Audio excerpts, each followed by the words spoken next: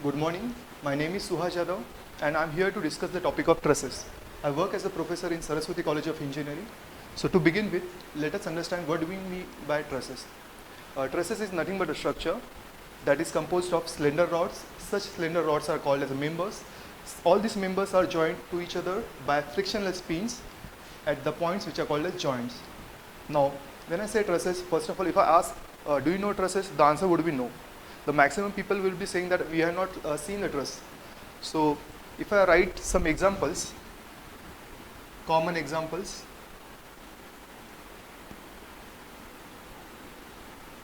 first, all of you have seen the electrical transmission towers, okay?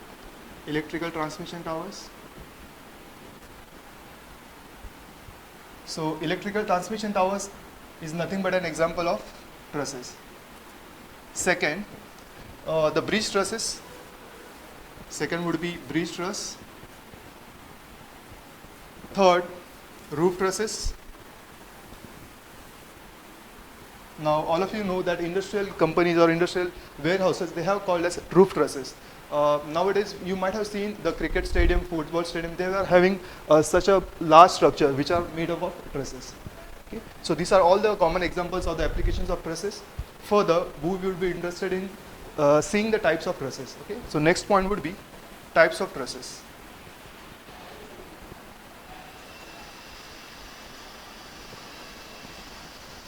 Types of trusses are categorized mainly into two: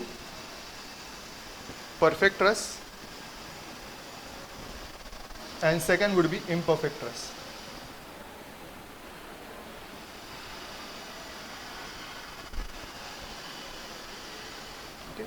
Now, imperfect truss have been further categorized into two, out of which first is deficient truss and the second is redundant truss.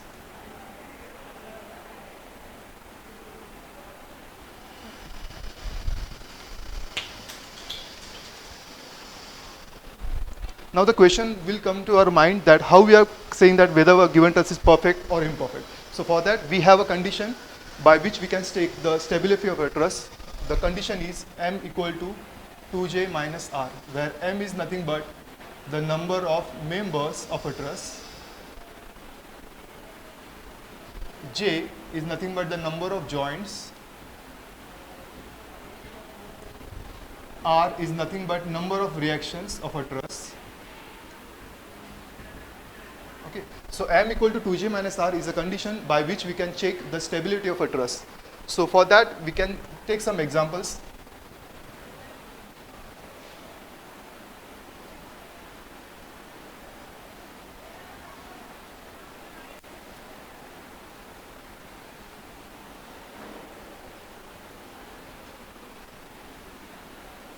Now let us consider this as first example. Okay. This is an example of a truss. Now just we want to check whether the given truss is perfect or not. For this purpose we need to have m, j and r. Okay, let us find out what do you mean by m. M is nothing but the number of members. Let us find out how many members are there in this truss. 1, 2, 3, 4, 5, 6, 7, 8, 9. So we have got 9 members. So let us say m will be 9. J is nothing but the number of joints. So let us count 1, 2, 3, 4, 5, 6. So j would be 6. And the last thing is reactions. Now all of you know that this is a hinge, so number of reactions will be 2. And this is a roller, so number of reaction offered by a roller would be 1. So total number of reactions would be 3. So now let us check 2j minus r would be equal to 2 into bracket 6 minus 3, which is equal to 12 minus 3, which is equal to 9. So we are getting that 2j minus r is equal to 9, which is also equal to m. So from this we can say that m equal to 2j minus r. That means the given truss would be a perfect truss. Okay, so this is the perfect truss where m is equal to 2j minus r. Now let us study, or let us see one more example for deficient and a redundant truss. Okay.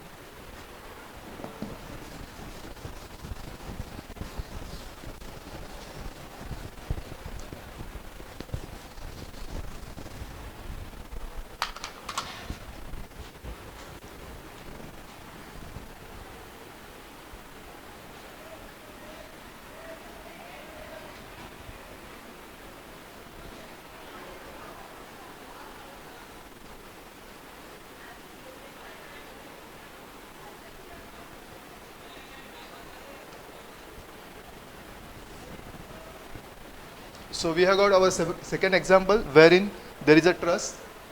Here there is a hinge and there is a roller supported here. Now let us check the values M, J and R. Again, M is nothing but the number of members. Just check out how many members are there. 1, 2, 3, 4, 5, 6, 7, 8. So we have got 8 members. Let us write M equal to 8. Second would be J, which stands for number of joints. 1, 2, 3, 4, 5, 6. Joints is 6. And reactions, as you already seen, if this is hinge, there will be 2 reactions. If this is a roller, there will be 1 reaction. So the total number of reactions would be 3. So let us check 2J minus R will be 2 in bracket 6 minus 3, which is equal to 12 minus 3, which is equal to 9. Okay. So let us write here 9. Now we have seen that 2J minus R is equal to 9, where M is equal to 8. So from this we can say that M is less than 2J minus R. Okay. So if such is the condition where M is less than 2J minus R, then we can say that the truss is imperfect. Then in imperfect, again we have got 2 types, deficient and redundant. So if M is less than 2J minus R, we would be calling that truss as deficient truss. Therefore this truss is deficient truss.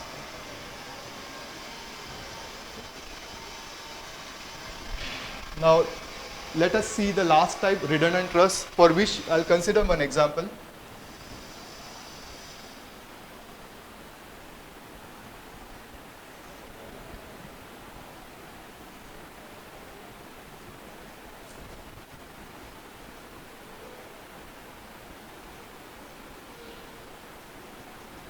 Okay, so we have got our example. Let us check out what is the values of M, J and R.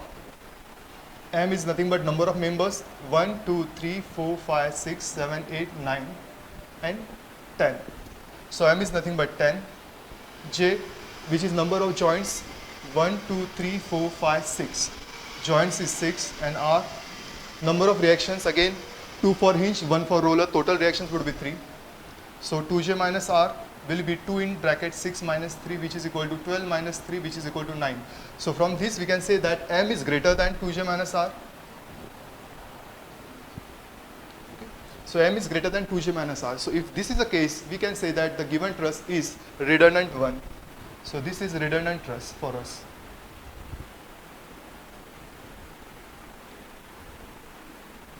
So this is how we have got all the 3 types of truss. First, perfect, imperfect. We see that the condition of M equal to J minus R is being satisfied. Second, imperfect truss, there are 2 types, deficient and redundant one.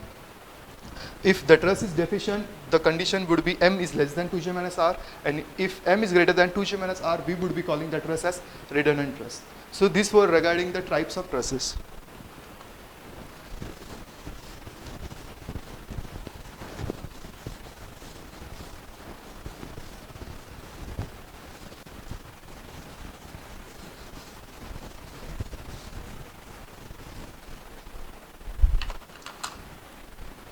Now next we'll see assumptions which are made in analysis of a given truss.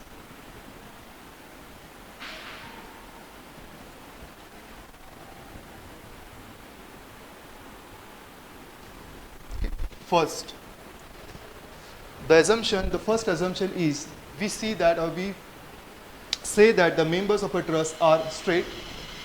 So the members of a truss are straight.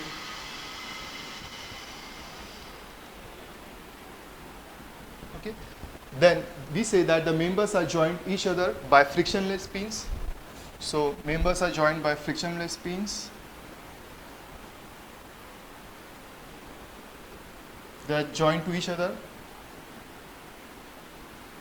by frictionless pin. Okay.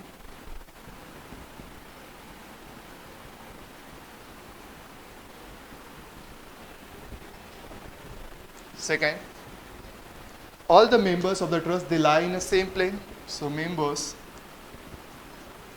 lie in same plane. Okay. That means we are just worried about studying, or we will just analyze the trusses which lie in the same plane. So we are actually saying that we are studying planar trusses. Okay. Third, the weights, or we can say the members of the trusses are considered as weightless. So members are assumed to be weightless.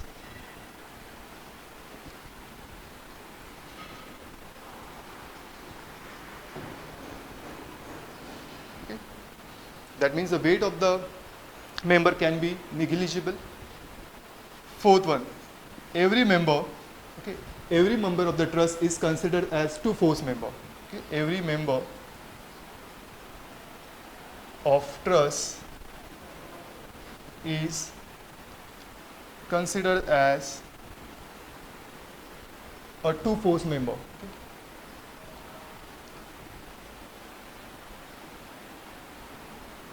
Now what do you mean by two force member is that, let us, if I draw a diagram like this, if this is a member, okay, let us consider this as a member AB, okay. So if the force on the member is like this, going in the outward direction, and the second, for the same slender rod AB, the force is acting towards each other, okay. So there are two conditions. So if this is a force, we call this as tensile force member. If this is the case, we call this force member as compressive force member for the same member AB. So therefore we consider that every member of a truss is a two force member. Now this is regarding all the assumptions made in the analysis of trusses. Further, we would be interested in seeing the special case. Okay. Special case. Now this special case actually arises for a zero force member. Okay.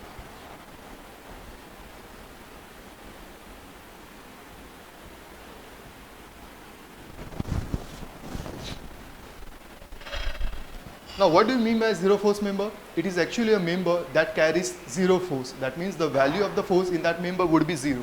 Okay, this is the definition of a zero force member. Now how this thing is coming into the picture?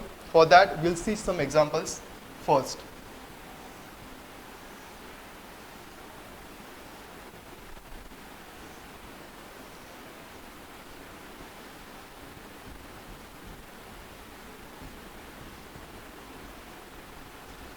Now what I'm having here is that there are two members, AB and BC, and here also there are two collinear, non-collinear members, AB and BC. Okay. Now here also AB and BC. Now here, what is the common thing? In both the cases, they are non-collinear forces which are joined at the joint B. Okay. Now there is no external load which is acting at point B, which you can see. So if this is the case, then we said that, so this would be the free body diagram for the joint B, and here this would be the free body diagram at joint B. This would be force BC, this is FAB, this is FAB also here, this is FBC. Okay.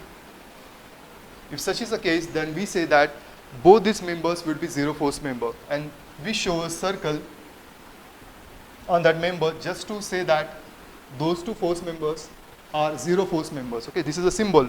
You have to just show a circle on the member.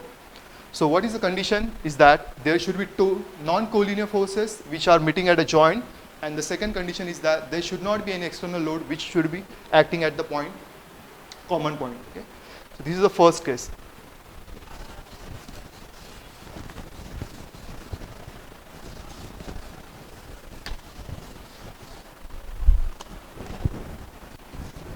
Second, now let us have one more example.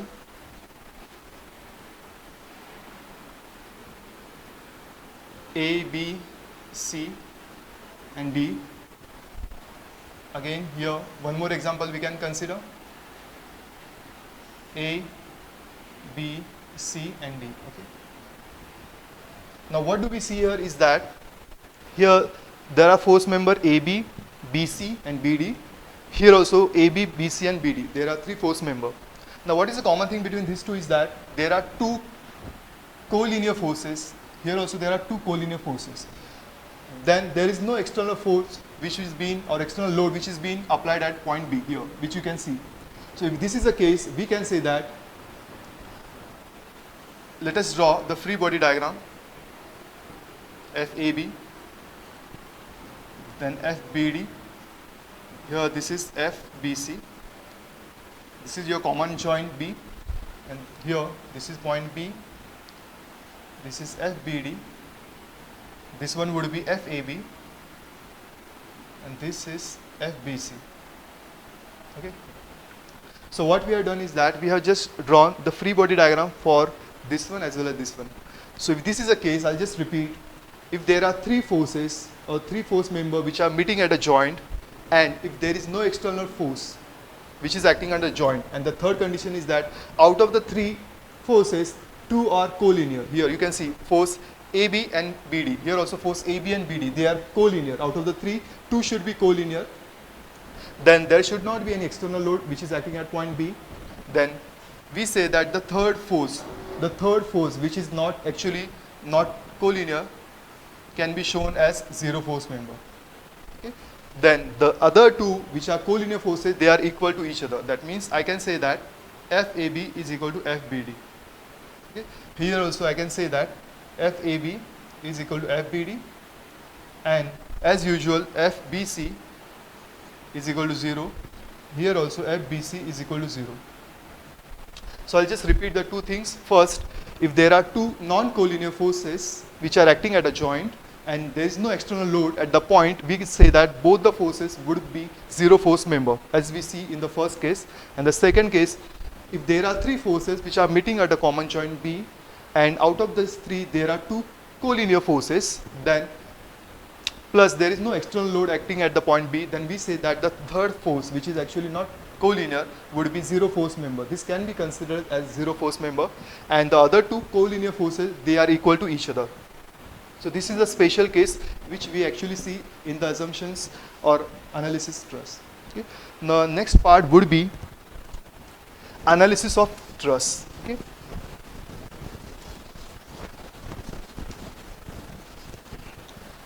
Now, how to analyze the given truss? There are two methods for the analysis of truss.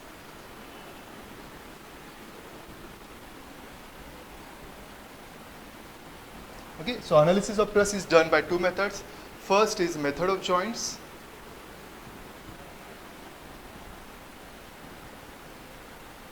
And the second is method of sections.